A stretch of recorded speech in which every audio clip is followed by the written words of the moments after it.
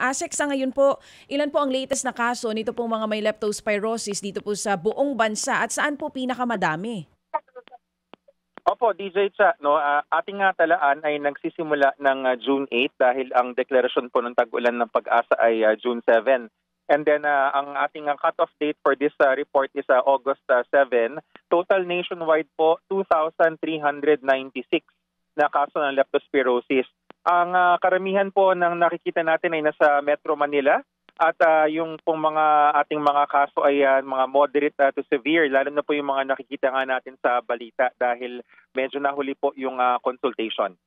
Sabi niyo rin po sa ilang mga pahayag na posible pa pong tumaas yung bilang ng kaso dahil 1 to 2 weeks po yung incubation period itong leptospirosis.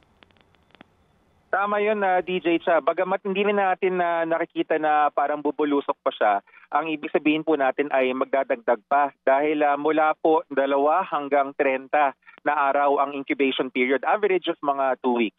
So ngayong nakaraang linggo po ay nasa gitna ng 1 to 2 weeks na, inaasahan natin na siguro may mga dadating pa tayo, no, mga 3rd to 4th week. Tapos unless nagmo-monitor nga kami, DJ Cha, awan ng Diyos, si Gorio ay di umano hindi daw papasok, sabi ng Pag-asa.